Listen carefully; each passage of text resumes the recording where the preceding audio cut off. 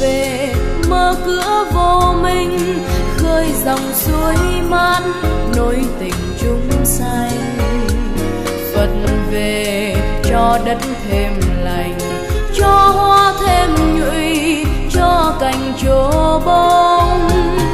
Phật về con cá ra sông, chim về tổ ấm mát đồng lúa non. Phật về an trú trong lòng, tham si sân hận không còn chỗ dung. Phật về cho hết chiến tranh, hoa sen nở khắp đất lành năm châu. Phật về vui hết khổ đau, đông tây gần lại tình sâu đạo màu. Phật về thế giới hoan ca, sông dài núi biếc ấy nguồn cội ta. Phật về tươi sáng muôn nhà, vui câu niệm Phật thoát vòng tử sanh.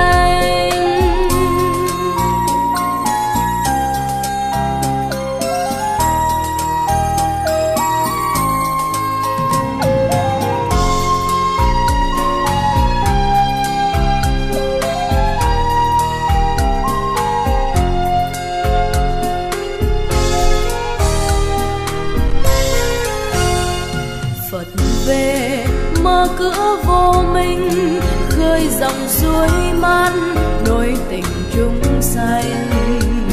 Phật về cho đất thêm lành, cho hoa thêm nhụy, cho cành trổ bông. Phật về con cá ra sông, chim về tổ ấm mát đồng lúa non. Phật về an trú trong lòng, tham si sân hận không còn chỗ dung. Phật về cho hết chiến tranh, hoa sen nở khắp đất lành năm châu.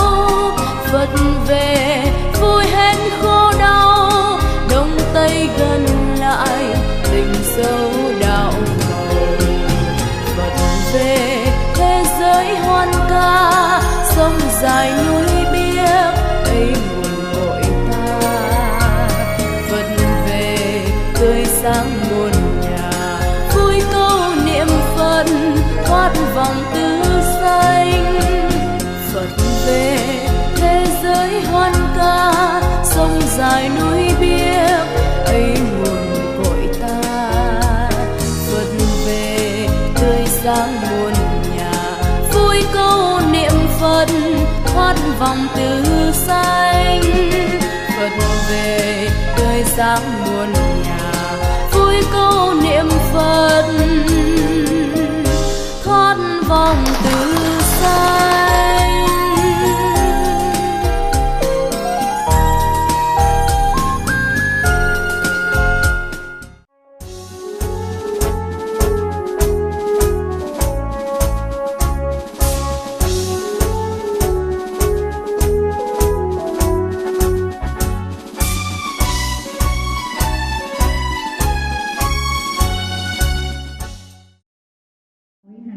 Của hệ phái Phất Sĩ, con pháp danh Xuân Ngọc, thay mặt cho gia đình trai tanh có duyên sự xin đảnh lễ tác bạch.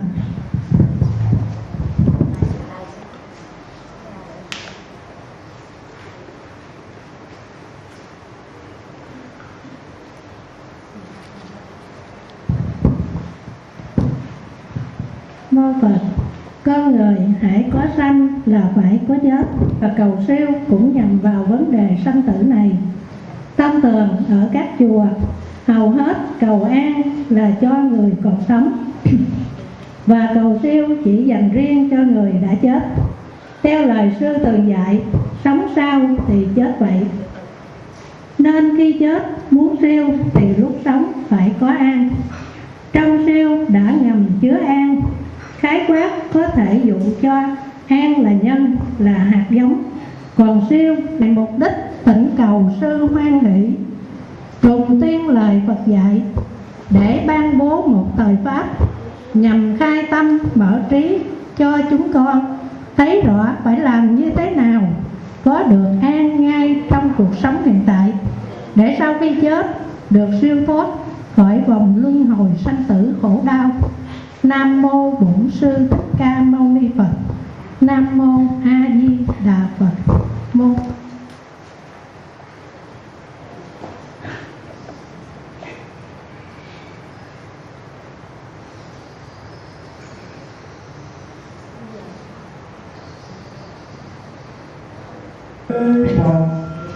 Kính lại Phật từ bi cứu anh biết nẻo tu hành pháp tu những các thiên giờ lễ phân tự mình sáng hội con bộ kinh hoa của thiện lương chúng có nguyện lòng thành nhân quân xin nhân hưởng dụng quan để hiện tại nguyện còn quả phước hồi hướng còn hỏi chúng sanh hưởng lên cao vời cơ duyên giác tâm đây tên là bằng nẻo hạnh cao xe người chung xuất vô đạo hoàng cao quý đại vô cũng tâm mới góp phần nguyện sinh tất cả xa gần để đã trong lòng nguyện chung 66 tuổi, pháp danh là Ngọc Bình. Cầu an cho bà Cao Thị Linh 89 tuổi, pháp danh là Đức An. Mô Phật, kính bạch thượng tọa và chư đại đức tăng chứng minh cho con vừa đọc xong cầu an và cầu siêu.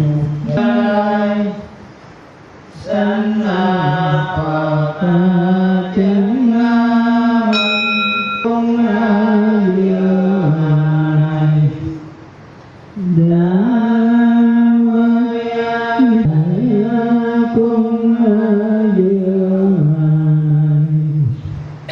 này đã chứng dương nơi tam bảo xin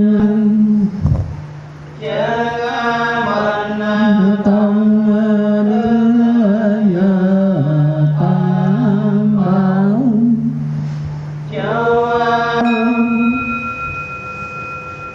sự câu sở trở về gieo như chứng quả bồ đề xin lấy cho mình nghĩa yêu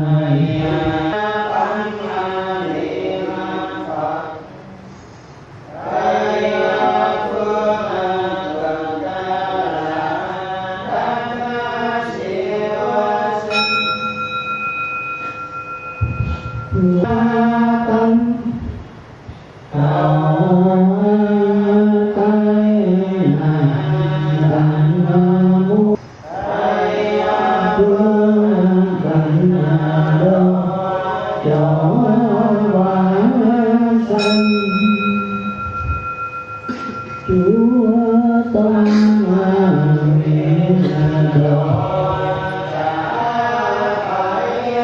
chúng sanh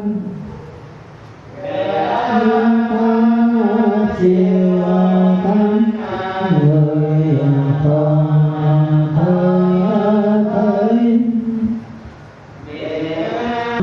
phước thể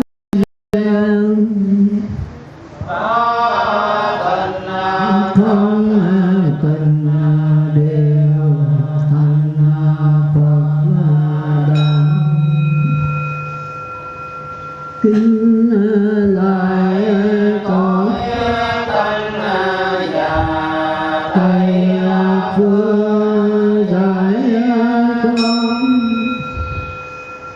kính lại cửa bác sĩ đường lần này cúng hội theo thường lệ của giáo lý khất sĩ thì hôm nay cũng là ngày xuất bát của cô Trung và cô Cúc, thì cũng có Phật tử nhờ cầu siêu cũng như cầu an cho gia đình và trai tăng hôm nay. Thì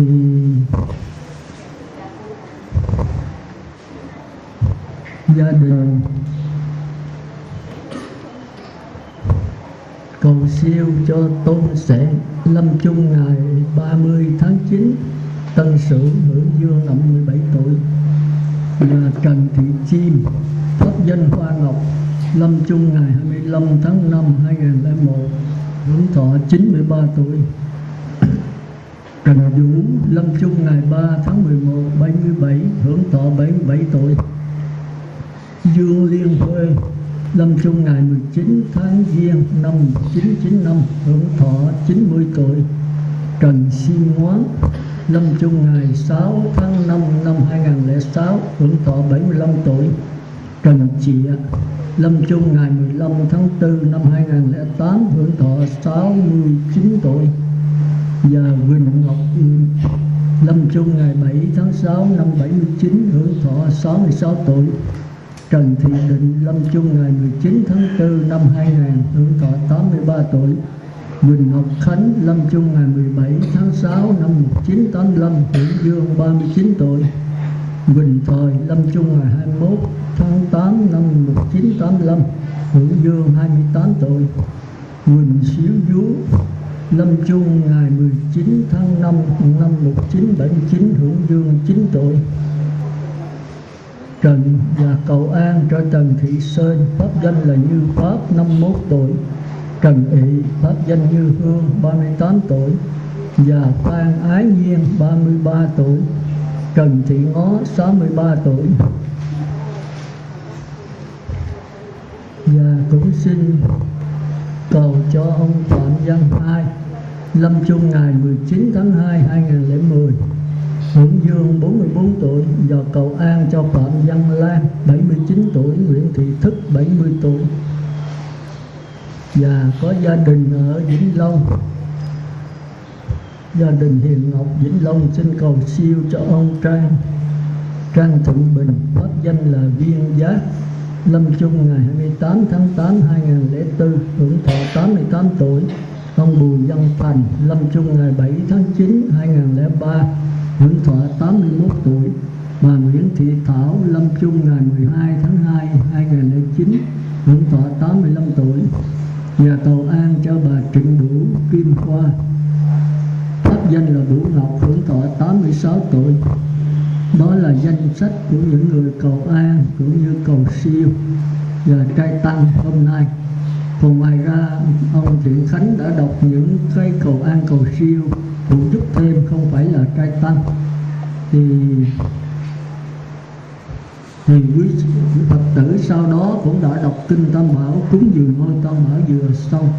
Sau đó chư tăng có đọc bài kinh Phúc Thí, mục đích là chứng minh cho ngày sớm bát hôm nay của cô Trung, cô Cúc cũng như các gia đình trai tăng và nói riêng và toàn thể pháp giới chúng sanh nói chung đều nghe bài kinh sẽ giảng sanh về xứ Cực Lạc và thành Phật đạo vậy. Thì buổi cúng như vậy tạm gọi là viên mãn. Nhưng theo truyền thống của khất sĩ, cái quan trọng nhất là bài pháp để hướng dẫn Phật tử còn sống và người chết đều giảng sanh Cực Lạc và thành Phật đạo. Đó là điều quan trọng nhất. Thì hôm nay tôi xin nói về vấn đề cầu an, cầu siêu, nghĩa là nói về vấn đề sống chết đấy.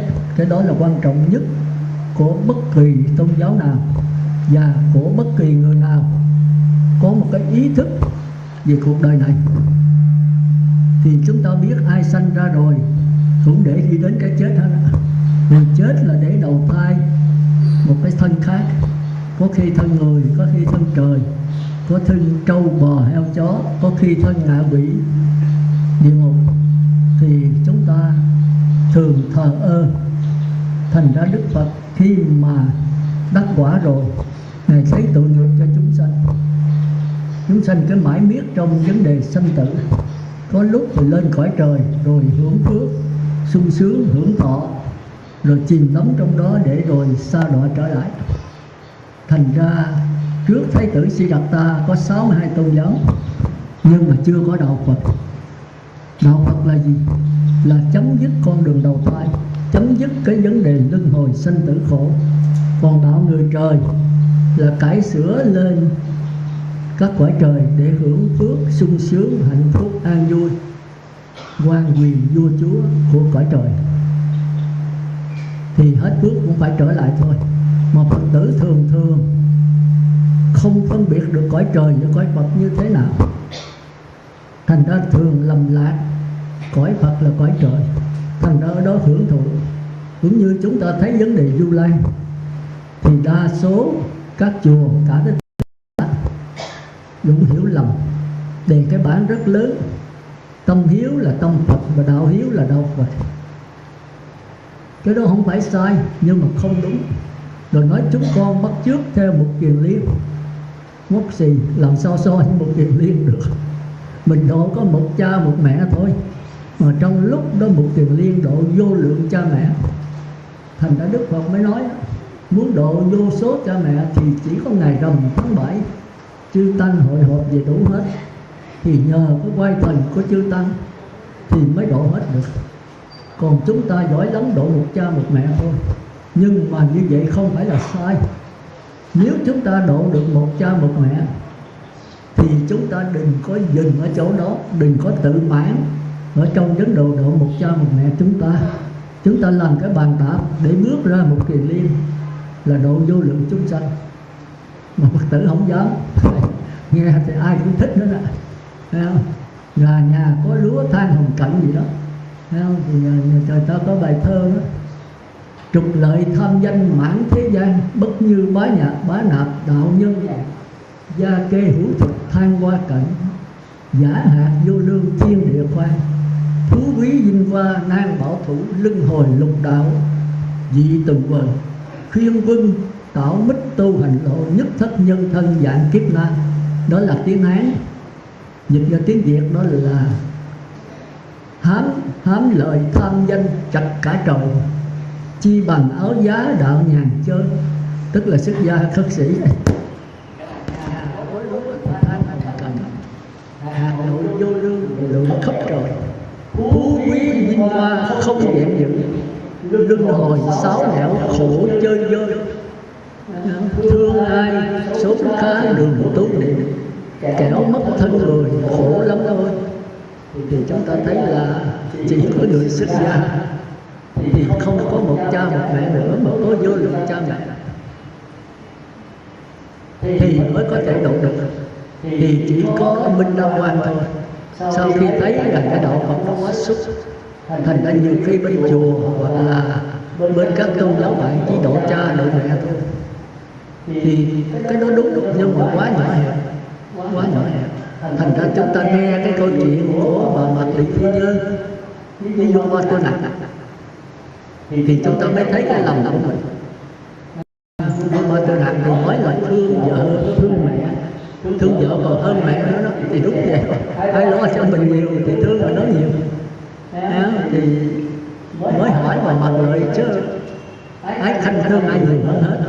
Nhân cái ngày rằm tháng 8 vừa rồi thì lúc mà hưởng trăng thì mặt phu nhân đó là họ tới giới rồi, tính là đi xuất gia đó, mà rất giỏi, vừa đẹp vừa giỏi đơn ca xứng hát, mà vừa giỏi giải quyết tất cả các việc trong nước.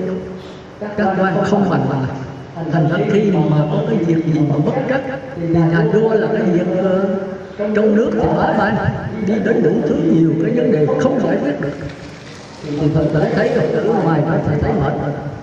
Nào là cha, nào là mẹ, nào là anh, nào là em, nào là vợ, nào là con, nào là quan hưu quan tế, đủ thứ chuyện hết.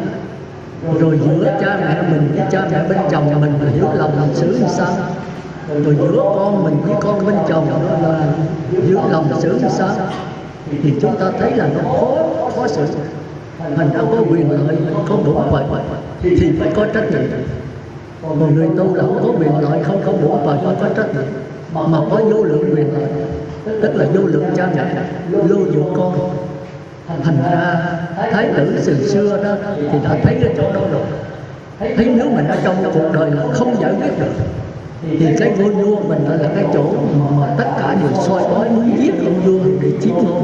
Ai không thích giàu sang quan quyền vua chủ.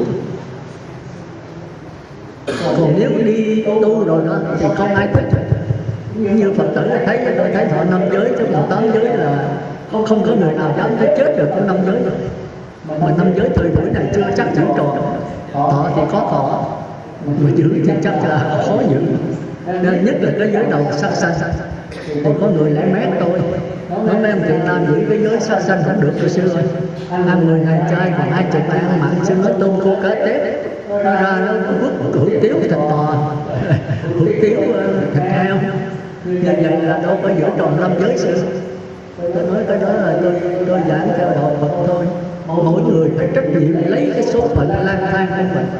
Đức Phật là có không đổi cho quý vị tôi lo. Thì tôi chỉ giải thôi là Phật dạy ai mà hành được thì người đó có khổ, ai hành không được thì phải chịu khổ thôi. Thì Phật tử phải nhớ. Thành ra tôi năn nỉ và truyền giới cho tôi là không có cái điều kiện gì hết. Nhưng mà thích tôi, thương tôi thì cố gắng đừng cho tôi vui. Chứ có hại gì tôi đâu. Nếu gì sát sanh trộm cắp tà dâm nói dối rượu thì ở tù ta thực kiện ta đánh đập. Tôi đâu có phải làm ở tù, quý vị làm những ở tù chứ. Nhưng mà tôi mang tay đi một người dạy học trò hư thì nó thầy đó, mà đứa con hư thì ta đổ thừa cha mẹ đó. Thành ta chửi cha mẹ là thiếu cái đức không biết dạy con. Nhưng mà ai không dạy. Dạy con là dạy cái tâm, mà sanh con là sanh cái thân. Sanh thân chứ ai mà sanh tâm được. Thì mỗi người phải cố gắng lấy cái đường luân hồi của mỗi người. Chúng ta nên nhớ chỗ đó. Thành ra hôm nay tôi muốn nói về vấn đề cầu an cầu siêu gồm có 4 phần. Tôi thường lặp tới lặp lui luôn, nhưng mỗi lần tôi nói sâu hơn. Chứ tôi nói một lần mà nói thật sâu quý vị không nắm được đâu. Thành ra thấy tôi lặp vậy đó, chứ mà tôi nói là tôi chọn cho cái cũ rồi tôi đi sâu một chút. Vì đạo Phật rất là sâu xa, thâm trầm, khó hiểu. Mà cái hay của đạo Phật đó là không phải ở đâu hết trơn, không phải trên trời dưới đất, không phải địa ngục ở dưới này, không phải trên trời là tốt trên không gian này, không có đâu. Mà địa ngục ở trong sắc thân, cõi trời cũng ngay đây, mà Đức Phật cũng chính là thành ra quý vị phải làm vị bán ban đầu sơ lại nhờ ban bố cho mình để mình cái tinh thần thật cái trở đỡ ngài là cái bản về được. Còn nếu nghe không thấy thì đâu ngài là mãi với cái thầy thuốc giỏi thì giỏi là một thầy thuốc giỏi là mà lúc đó thuốc chắc chắn là mai là hết mình luôn. Nhưng mà mãi quá là mình chỉ nghe thôi. Thì cái đó không phải làm thế nữa. Chúng ta mới nhớ cho mình nói thì mình không có thể cho. Nhưng trong ăn thế thì không có đừng nói là đâu. Cái quyền thôi thì tôi nhắc lời đâu thôi. Rồi thì tuy mình cố gắng thực hành. Mà Đức Phật nói là thực hành chúng ta phải có 3 điều. Một là danh, 2 là tư, 3 là tu. Danh là nghe các sư giảng đạo xem kinh, nghe văn, Thì có thể là có người nói là nghe tâm thì không hỏi và ở đây nghe cái gì nữa là bây giờ biết là không tới đây mấy cái chiều tới cho nó đâu. Tôi nói rồi thì đó là ăn sáng nhé không. Còn nghe người ta giảng thì ăn đây biết mình muốn ăn cái nào. Mình tự nghĩ là nó khỏe quá như nhà nó nghĩ là nghe. Có khi nằm nghe rồi làm chồng gì đó. Không biết nghĩ nói gì, có khi nói cô nó lớn rồi thì đâu thì nghe. Trời ơi, như vậy này mà nghe không biết không? Nghe là thành ra bây giờ nó chịu cái này là tốt, tốt lại mấy cái gì. Ví dụ nghe đầu tai rồi nó đầu hơn là ra. Rồi tối một người gì rồi biết Phật như trường. Nghe Phật có đồng thời, tại giờ nó 4 giờ chứ mà tôi thấy phải khóa rồi. Mà chưa chắc chắn đâu. Tôi đi vô trường tôi đã coi quên nó khóa trời ơi. Mà một thế là tôi quá rồi, có khi tôi còn hay rồi. Thời chiều 5 giờ đến bây giờ còn 12 giờ tôi ngồi đến 9 giờ sáng. 22 giờ ngồi. Theo đức là 11 giờ đến 1 giờ ngủ lại. 3 giờ đến 4 giờ đến 4 giờ sáng. Tôi làm 12 giờ để 9 giờ. Tôi ngồi từ tới 8 giờ sáng. Có khi vô là tôi đi bán ở bên đó. Từ xưa tôi trẻ. Thế mà má nói trời ơi, tôi nghĩ cái đường của ta còn chưa ra. Tới bây giờ tôi hiểu được. Mà tôi đâu phải là đường không thông. Tôi nói thật gì, tôi tới mua cái gì, thật thôi. Nhưng mà hơi bây giờ đó. Lúc bây giờ không còn mình đâu. Tôi thấy ngã trong lần tôi đứng dậy trong một lần. Trên đường ngã không ai mà cái ngã ư của mình. Nhưng mà nào vậy? Thành ra tôi bị nhớ lấy rồi. Chứ Đức Phật ở trong đạo không lấy được thông minh, không kể được luật sư, không kể được già, không kể được nghèo, không kể được là không kể được lành tặng hay giàu có hay là đủ các lành giàu có khi lúc có đầy đủ chưa hẳn là có biết con người có cái thông minh khác thông minh cái thành công. Người thông minh có thể là việc giúp đỡ quỷ đạo, giúp đỡ nghèo rất là nhiều, rất là thì ta ra trên sức Phật. Còn người ngu si mà có quỷ đạo tốt đấy thì làm cho nó hư lên. Thành ra mình có người ngu si thì rất là hoàn phải làm để đắc làm cho để đắc lên. Còn người mình không thông minh rồi làm để đắc đã làm cho nó sáng tỏ, nó không là hạnh phúc. Như thế nào là thông minh? Như thế nào là ngu si? Nhưng mà người thông minh không phải là người trí tuệ. Cái đạo Phật đó là đâu? Từ xưa người ta tưởng người thông minh là người trí tuệ đạo Phật. Thành ra thông minh không phải là Phật. Ngu si thì tôi có sơ chút. Bởi vì cái ngu si là người không thông giới. Mà do không thông giới tâm không khởi định. Niệm Phật nó cứ tán lộ hoài. Nếu từ 1 đến 10, 12, 13 tán lại kéo trở lại rồi đến 400 đồng nó tán lại. Thành ra người trong năm phút nó tán lộ là cần đã cắt rồi. Chán ngán. Nhưng mà mình những người làm hoài thì nó nhất định đó. Cái bệnh này đó. Còn cái nào mà nếu như mà phải chắc chắn nó tạo hoài cho một chiếc giới mà những cái giới thì nó nhất định. Như vậy là mình còn thấy từ 1 đến 10, 1.000, 2.000 nó không tốt thì qua đây là mình một gọi đến rồi mình 1.000, 2.000 nó rất khó thì trở lại cái nhất độ 2 lần mình trở lại tới cái thứ 3 là nó đến với mình không tốt.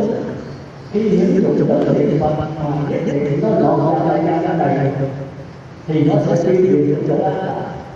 Thì bây giờ nó càng lên thì những tấm nó càng cái những suy nghĩ ở trong không được, cái đầu ngủ nghĩ ở trong lúc không được thì cái đó là bị giết.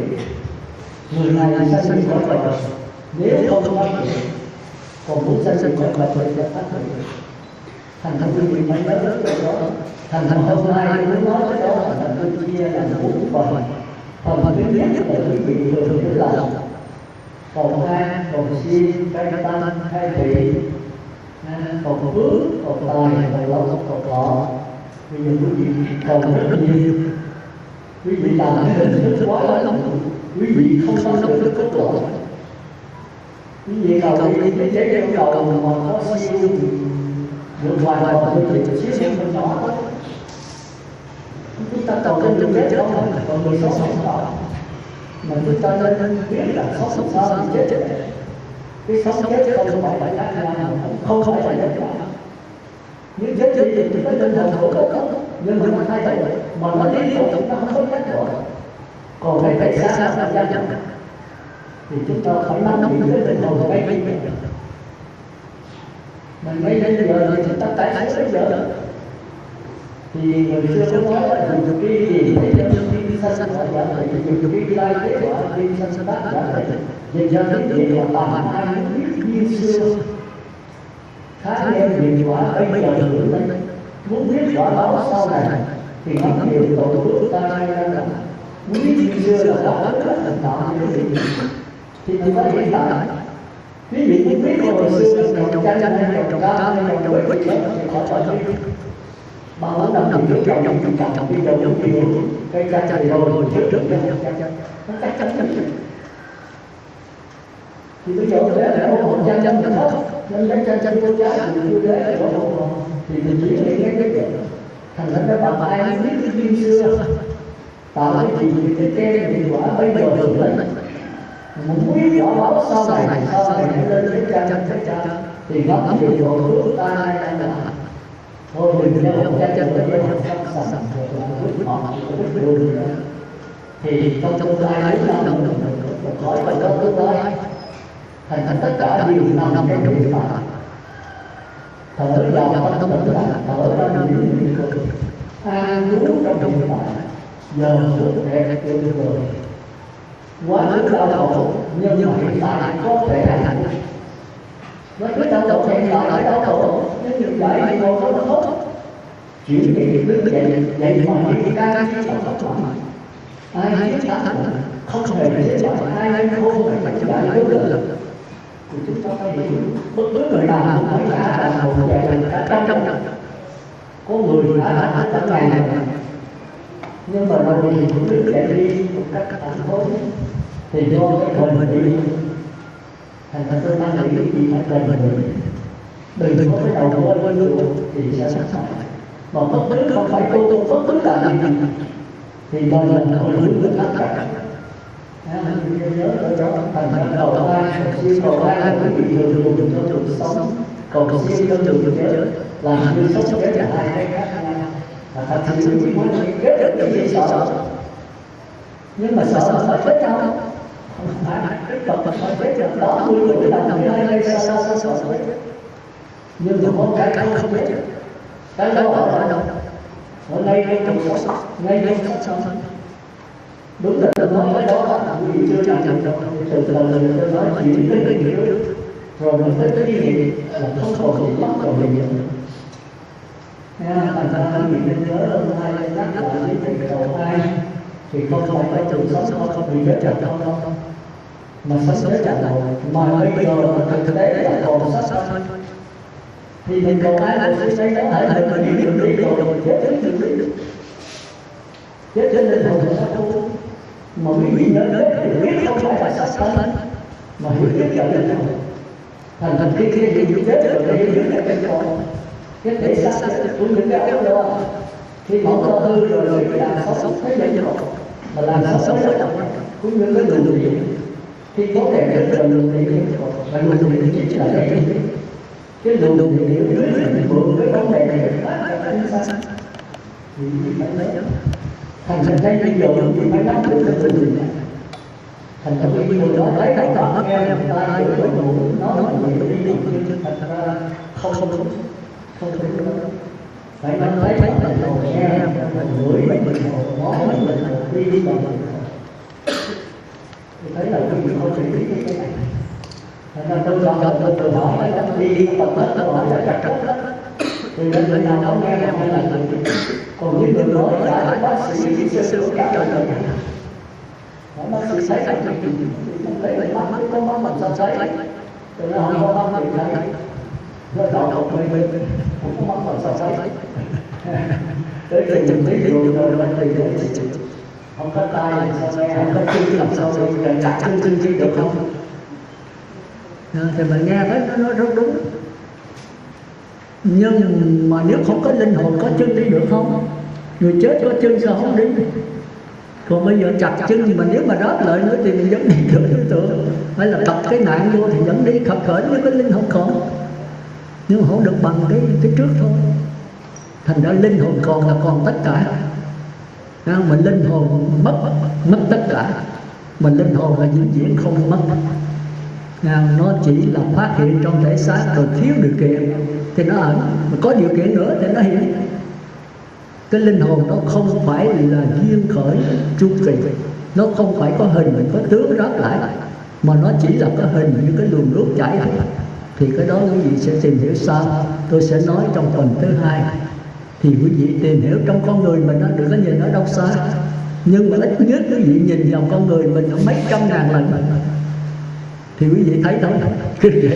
Vì để ý mới nhìn lần đầu mình xa lạ với mình. Thành ra có cái quyển ông gì viết con người là một con người xa lạ. Mình sống 50 năm hoặc 70 tuổi mà khi trở về mình thấy mình xa lạ, nghĩa là chưa hề hiểu con người mình. Thành ra Đức Phật mới đau lòng cho chúng ta. Chúng ta sống 80 tuổi mà 80 năm chúng cái linh hồn nó đã điều khiển mắt tay mũi lưỡi mà chúng ta không thấy gì hết. Người nói sống sai chết mộng, sống sai chết mộng. Mà chính Thái tử Siddhartha ở đó cũng vậy thôi. Sau khi đó người thấy là trời ơi, cái linh hồn nó ở ngay trong con người của mỗi người mà chúng ta vô cái gì chúng ta cũng biết hết. Biết máy bay phản lực, biết tàu lặn, biết ông này mà kia, rồi đánh lộn nhau, rồi ở tù, rồi xì ke ma túy, chúng ta biết cả thế giới biết hết. Nhưng mà chính mình là không biết mình. Cái đó là cái đau khổ nhất. Mà khi mình biết mình rồi, mình biết cả thế giới. Vì khi thế giới mình tham sân si thì thế giới cũng tham sân si, không có hết được. Khi nào mà hết tham si thì hiểu được mình thì mình thông cảm hết tất cả mọi người. Và khi mình chiếu vào cái cơ thể người đó, mình biết người đó cái trình độ ở đâu. Đúng là tôi cũng không xứng đáng ngồi đây, đâu có đắc A-la-hán. Đắc La-hán rồi giờ cái pháp hội này là tôi biết liền mỗi người trình độ sao tôi biết hết. Tôi giảng pháp rất là khế cơ khế lý hợp với. Còn bây giờ tôi xin xưa nói thật là tôi giảng xin xong thôi. Thì cũng có một số hiểu, một số không chả hiểu gì hết. Nhưng mà nghe nhiều lần đi, rồi quý vị tự hiểu lấy. Thành ra tóm lại hôm nay tôi muốn nói ở vấn đề cầu an, cầu siêu, trai tăng. Trai tăng là 4 vị sư tỳ kheo trở lên, sống hòa hợp để giúp đỡ cho người sống và người chết. Thì giúp đỡ hiểu biết thôi. Thì cái đó cũng là giữ giới và nhất niệm phát nguyện thôi. Thì người chết không hiểu sao không đến, nhưng mà người chết cái người giảng đó là khó. Mình ta không có thể xác, ta còn có cái nghiệp gia đại gia thôi. Người ta nghe thì người ta cũng hiểu và người ta tu. Nhưng mà lúc sống mà không tu, bây giờ kêu họ không đến đâu. Cũng như có mấy con Phật tử gì kêu ma túy, tôi kêu vô gặp tôi nó không dám vô. Có đứa vô thì nó cãi sửa, bắt công an bắt nó như bắt cóc bỏ dĩa, nó cũng tiếp tục thôi. Mà khi vô nghe tôi giảng rồi nó bỏ. Chúng ta thấy cái Phật pháp nó nhiệm màu vậy. Rồi có đứa nghe rồi có khi bỏ rồi trở lại lại. Rồi có khi kêu vô nó không dám vô nữa. Thì cái nghiệp chúng sanh rồi. Thành ra cha mẹ phải khéo dụ dỗ nó, nói ngọt với nó để nó vô. Thì nó nghe có khi một lần không hiểu, nó nghe 3-4 lần. Thì nó thấm dần dần. Với đứa nào thông minh thì 1-2 lần là nó bỏ. Mà chúng ta biết cái vấn đề xì ke ma túy, vấn đề tuổi trẻ bây giờ nó hư nó rất nhiều. Rất nhiều là tại cái giáo dục của xã hội bây giờ không có dạy về đức dục, ít có dạy cái đó. Thành ra đứa nhỏ mà quân tập cái vấn đề xì ke ma túy, chúng tập nhất là cái internet này, hư trẻ nhỏ, giúp nó hướng lại, giúp nó hưởng thụ cuộc đời này. Chính quý vị bây giờ hư cũng là do mấy cái máy móc nó quá tràn năng, mà đổ lỗi máy móc là không được. Tại cái con người mình cái trình độ kém. Hồi xưa ta trình độ cao hơn bây giờ mà người ta lại ít phương tiện, ít có hưởng dụng. Tôi nói vậy là tôi không phải bác cái hưởng thụ, mà chúng ta nên nhớ Đức Phật có nói hưng thần, tinh thần hưng thì vật chất suy đồi, mà vật chất hưng thì tinh thần suy đồi. Con người mà giàu có quá không thể tu được, mà con người quá nghèo khổ cũng không tu được. Thành ra cái giới lực Đức Phật ra là giúp quý vị sống trung đạo, sống trung đạo, không sát sanh, ăn chay tháng 10 ngày, đó là trung đạo. Không giết là thứ lớn, mà kém Đức Phật còn cho ăn là thứ nhỏ. Không trộm cắp, không lấy của, không cho, thì đây là cái trung đạo. Mà còn phải bố thí nữa. Quý vị biết là quý vị không giết lời thú mà quý vị còn phóng sanh nữa thì nó mừng cỡ nào. Quý vị ở tù, quý vị sắp xử hình mà được tha, chính phủ tha một cái là quý vị mừng cỡ nào. Thì con thú mà bị bắt bỏ trong cái lồng thì nó là sắp cắt cổ nổ lâu rồi đó. Bây giờ mình thả nó mừng cỡ nào. Còn trộm cắp lấy của không cho, người mất của khổ, mình ăn trộm của người ta mình lo lại gì? Là ông nội cái khổ. Thì người mất của cũng khổ, mà người lấy của cũng khổ, cả hai đều khổ hết. Thế là ngu si là nó mới làm để rồi mình cứ lo lắng hoài. Mà nếu công an bắt được một cái nữa thì rồi ở tù biết chừng nào mới ra. Nếu có số tiền càng lớn thì cái tù càng lâu.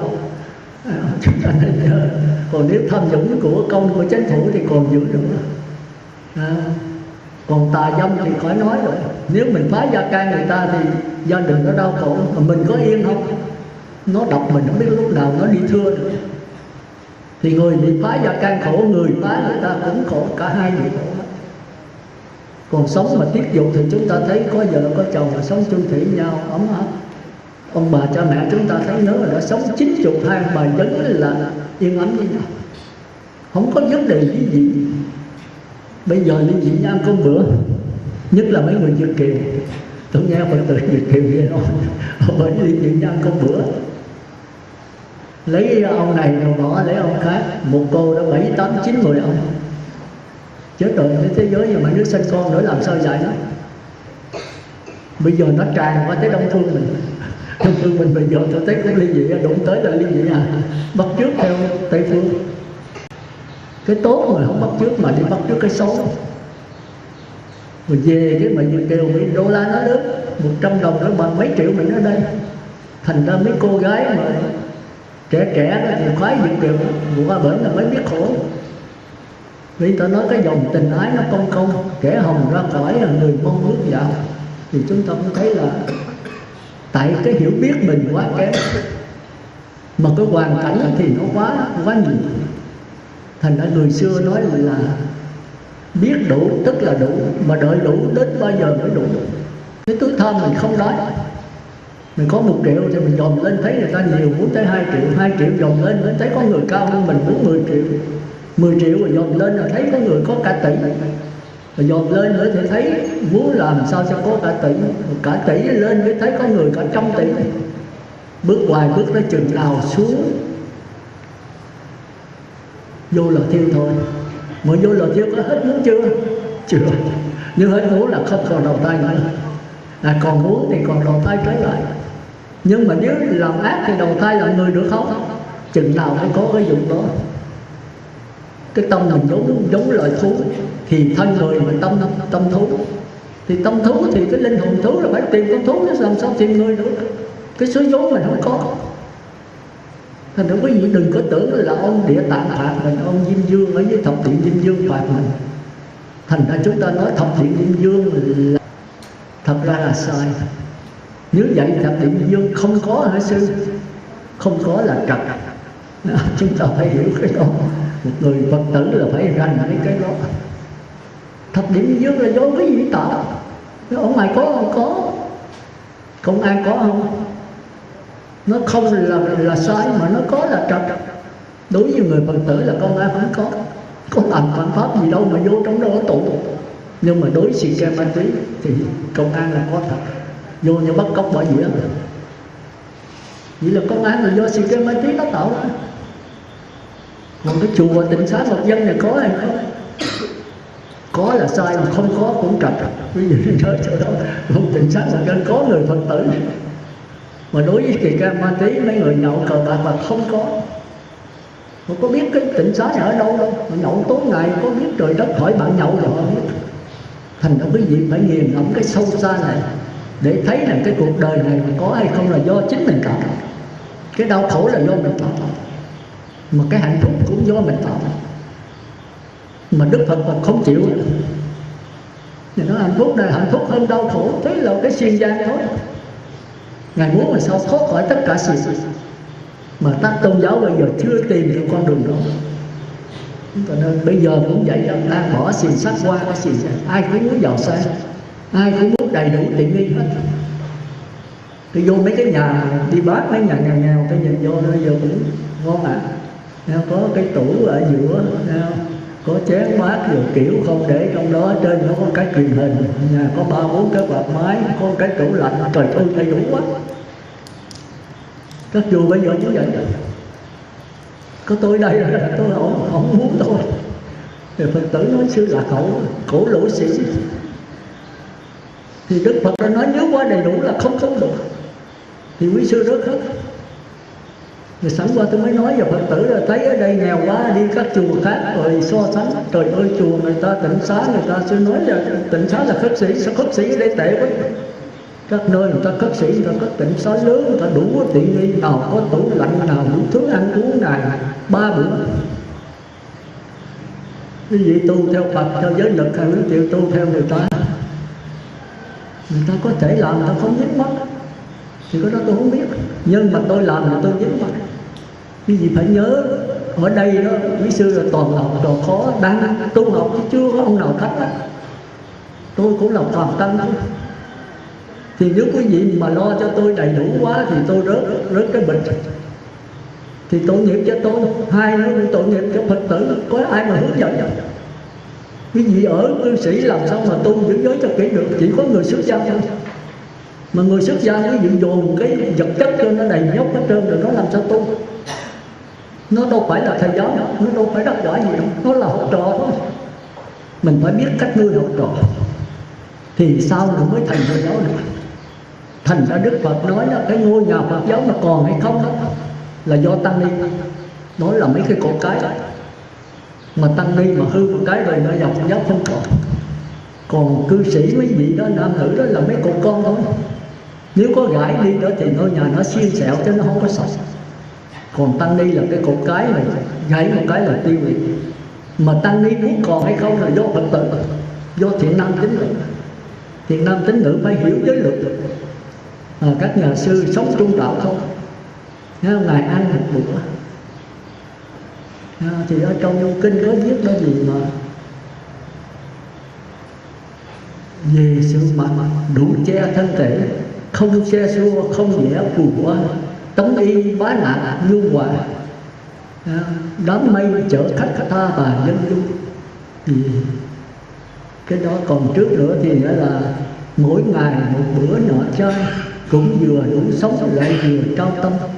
Áo đã mặc nhiều năm rách rã, lượng giải bô trùm giá khiếu không, khẽ khầm từng miếng cây đông, thành y bá nạp ngõ hầu che thân.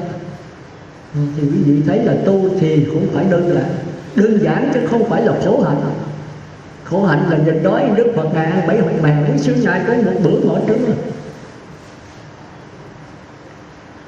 Thì quý vị thấy là trong cái bài mời chánh pháp, thiền chánh pháp từ nay tỏ rạng như mặt trời chiếu sáng phương đông. Nhân sinh vừa tỉnh giấc lòng, phóng xa tầm mắt nhìn trong gương mình, mừng thấy rõ cuộc hưng đạo Phật. Bấy lâu nay ẩn khúc không lường, hiện giờ sáng tỏ bốn phương. Tiếng thơi vơn dội mùi hương ngạt ngào, tiếng thơ gian dạy mùi hương ngọt ngào. Nhờ giáo truyền trao giáo đúng, hết sức gia khất sĩ tu hành, diệt trừ tận gốc lợi danh, không còn chung lộn chua chen với đời. Trường giáo hội là nơi cực lạc, kẻ xuất gia đã khác người trần, sống riêng trong cõi tinh thần, trao tâm dù trí sắc thân chẳng màng. Mượn thân ấy lên đàn cứu thổ, cho thế gian làm chỗ giữ nương, tự người săn sóc cúng dường, ra công tô đắp con đường tương lai. Ngài một bữa ngọ chai đạm bạc, thể ít nhiều lê quắc tùy duyên. Ngài một bữa ngọ chai đạm bạc, thể ít nhiều lê quắc tùy duyên. Giáo đường có pháp màu khất thực giáo thiên, nêu cao một tấm gương thiền soi chung, phải khất thực mỗi ngày. Về sự mặt đủ che thân thể, không xe xua, không vẽ phù hoa, tống y bá nạp như hòa, bước chân lữ khách ta bà dân du. Hạnh khất sĩ pháp tu theo Phật lẽ, sống chung vạn vật chúng sanh, không riêng xã hội gia đình, không phân chủng loại, hữu tình vô trí. Quý vị thấy đó là mình phải cố gắng làm sao cho đạo Phật còn, thì quý vị đừng có xe xua quá. Quý vị thì ở ngoài có tiền, quý vị phải nhìn bá tánh người dân người Việt Nam bây giờ khổ vô cùng. Mặc dù Việt Nam đang tiến triển cao, nhà cao cửa rộng 5-7 tầng, kinh tế bây giờ dồi dào, nhưng quý vị nhìn nằm bên đó có một số người giàu kết xù, một số người nghèo mặt vậy. Bây giờ nó chênh lệch quá nhiều, thì quý vị phải làm sao bớt ăn mặc lại. Như ở đây đó là tôi đây cất mấy cột tiêu bây giờ ở dưới nhà bếp đó, quý vị cũng sửa cột tiêu lại. Quý vị nói tụi con ra tiền thì biết rằng tiền quý vị, nhưng mà quý vị cũng phải vừa phải thôi. Rồi bây giờ tính cột tiêu đó làm hết gạch rồi, giờ tính đập đỏ làm cầu mới. Tôi nói trời đất, nó có cái vụ đó. Có Phật tử lên bạch thôi, Phật tử tính đập bỏ bạch chi sư coi siêu xịu không, cất lại cột tiêu cho nó sai hơn, cho nó xịn hơn một chút nữa, chứ tịnh xá gì tệ quá. Cột tiêu vậy mà còn chế nữa. Quý vị mới có chừng, hoặc dầu quý vị có thể cất lại được, quý vị xài sang được, nhưng quý vị phải nghĩ tới biết bao nhiêu người dân đau khổ. Chứ không phải nước Việt Nam mình giàu như mấy nước Mỹ hay mấy nước tiền tiến. Bây giờ đã lên thì có nhiều căn nhà đồ sộ, có nhiều cái hãng rất lớn, nhưng mà bên cạnh đó quý vị nhìn coi, quý vị vô trong cái shopping quý vị sẽ thấy nghèo cho tới nhà không có tiền mua để lột dột tùm lum hết. Rồi thấy mấy sư đi là họ rất khích đỡ, kêu đứa con chạy mua cái bánh dừa. Tôi lạnh cái bánh dừa là tôi rất nước mắt. Có vậy mình mới thấy là có đi bác rồi mới thấy cái khổ người ta, mình về không dám xài. Thì quý vị có đi bố thí. Tôi nhớ là cái câu chuyện cái chùa ở bên Trung Hoa, cái ông nhà sư Tam Lập, cái chùa Tam Lập là cất 3 lần mới cất được. Ông đi quyên tiền bá tánh được đâu cũng mấy trăm triệu vậy đó, bây giờ chắc có mấy trăm tỷ đó. Thì xong ông về tới cất cái chùa, thì có cái nạn là đói, hạn hán 3-4 năm trời, rồi lợi là cháy nhà, rồi dân chúng khổ quá, ông mới đem cái số tiền mấy tỷ bạc đó đem bố thí cho dân hết, sạch sành sạch, không còn cái gì hết. Rồi làm sao cất chùa?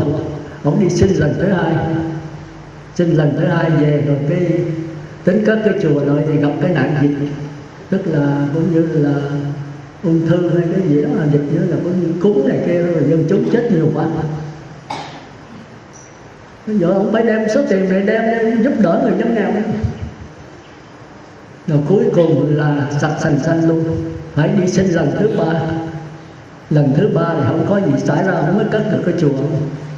Thành ra người dân nó mới kêu hòa thượng đề cái chùa Tam Lập đi. Tức là 3 lần mới xây dựng cái chùa này. Bây giờ còn cái chùa nó còn cái kỷ niệm quá. Rồi chúng ta thấy thờ chùa không bằng cứu dân. Người dân chết đói mình làm cái tượng ông Phật làm cái gì, ông xi măng nó làm cái gì? Cái đó là cái biểu tượng cho người dân tín ngưỡng, người dân tu. Mà nghèo muốn chết mà nhịn đói làm sao tu? Có thực mới dựng đến đạo chứ. Thành ra vấn đề người dân là quan trọng hơn hết. Cái sống, cái mạng sống của người dân là quan trọng hết. Rồi kế đó mới là các chùa. Khi người dân đã ấm cúng no áo rồi, kế đó mới in kinh. Cái gì mà kêu in kinh đó thì thôi nhạc cứng. Lại tập tôi lại làm cái hình của ông ở ngoài đó. Tôi nói làm cái gì sao cô không làm Quan Âm đi. Cô Quan Âm mới là chính chứ. Quan Âm bên ngoài không bằng Quan Âm bên trong. Mà làm cái hào quang nó rất bật bợp tôi mấy lần. Tôi nói hào quang của cô mới là quan trọng hơn. Hào quang tức là cái sáng suốt, cái trí tuệ của Đức Phật. Mà trí tuệ Đức Phật đâu phải là trí tuệ của mình. Bây giờ cái hào quang tôi hơi mờ chút, để mà hào quang Đức Phật sáng là tỷ lệ của tôi thì thật sự không bằng hào quang của tôi. Tôi nói sai là tôi chịu tội. Hào quang tôi mặc dù mờ nhưng mà là của tôi, nó tỏ ra một thước thôi, của Đức Phật tỏ ra mấy triệu cái mấy tỷ cây số, nhưng mà so hào quang tôi không bằng. Đối với tôi không phải đối với Phật tội. Chúng ta phải hiểu cái chỗ đó. Tranh đua đi kiếm xá lợi. Xá lợi mất gì thì xá lợi của mấy cô mới là quan trọng chứ. Tôi và xá lợi của tôi mới là quan trọng. Quan trọng đối với tôi. Mình phải Đức Phật đến là để mình công phu tu hành, để mình thành Phật. Đức Phật không có nóng cái Phật quả một mình đâu. Ngài nói ta là Phật đã thành, các con là Phật đang thành và sẽ thành nếu các con chịu tu. Thì đó là đền ơn chư Phật. Còn cứ lại Đức Phật hoài, cứ kinh cứ xá cứ lại hoài, làm sao thành Phật được? Danh kinh là để danh, hình ảnh Đức Phật là để danh, để nghe, để tưởng nhớ Đức Phật. Cái kỷ niệm ngày Phật đản vô tình là bát Phật. Tại sao Đức Phật có Phật đản mình không Phật đản được? Mình cũng phải đắc quả Phật chứ. Mà đắc quả là phải giữ giới, phải thiền định cho vững dậy, và phải có cái trí tuệ.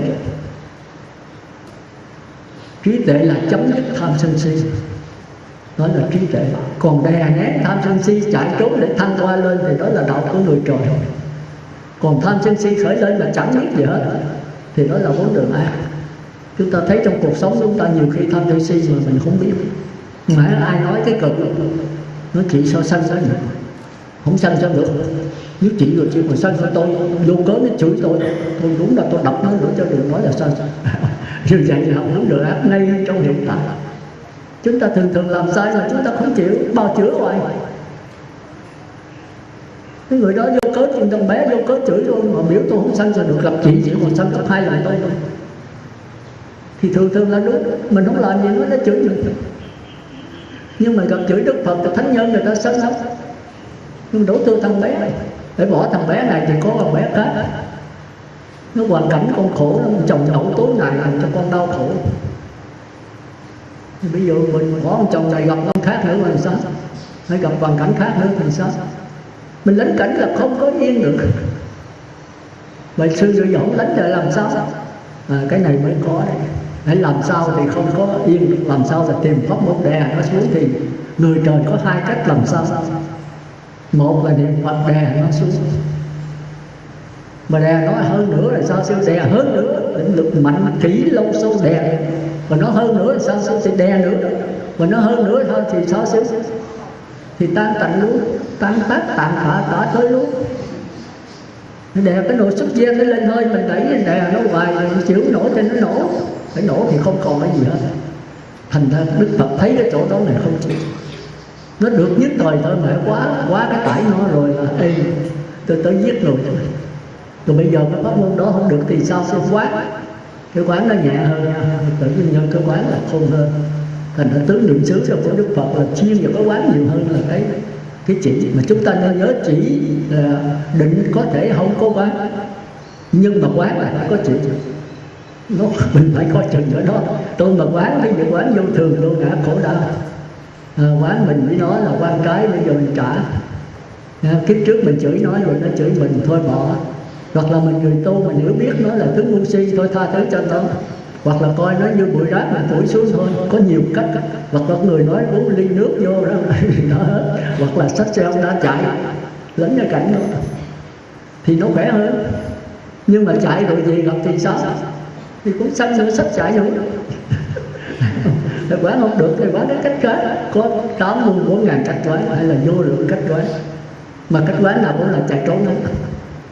Chạy trốn thì êm, nhưng mà về gặp nữa thì sao? Thì chạy nữa. Mà nếu trường hợp không chạy được thì sao? Thì té cái bệnh chứ có gì đâu. Không có vậy thôi. Nhưng bởi vì có tôi thì tôi mới quán hay hơn, là nhẹ hơn. Không đến đổi là tới giết rồi. Còn tôi mà đè nén chỉ là nguy hiểm. Chính Đức Phật thấy cái chỗ này, thành ra Ngài mới tạo ra cái đạo Phật. Ngài đi hỏi ở bước đầu đó Phật A-la là 2 ông này tương tự như A-la-hán, tương tự như Lai. Nhưng mà do tư tưởng tạo ra là nó không được, cái này không có phải đồ thiện. Tưởng đàn đồ thiện mà quá đồ chơi, đồ dỗn. Thì 2 ông thầy nói bây giờ hết đánh độ Ngài đi tìm không có. Thì Đức Phật đã phải. Đạo có khi ở tại lòng ta. Hẳn nhờ định trí tìm ra mà xếp chân ngồi lại kiết và công phu 49 ngày đó. Thì cũng cái sắc thân này thôi. Đè nén cũng sắc thân này, mà quán chạy trốn cũng sắc thân này. Mà thấy được cái bất tử cũng là sắc thân này.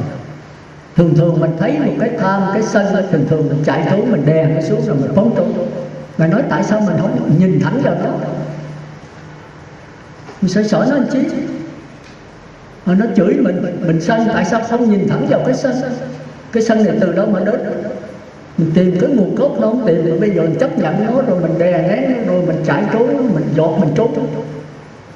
Tại sao mình lại sợ chết? Mình đối diện cái chết coi nó ra ví dụ như biết người đó thì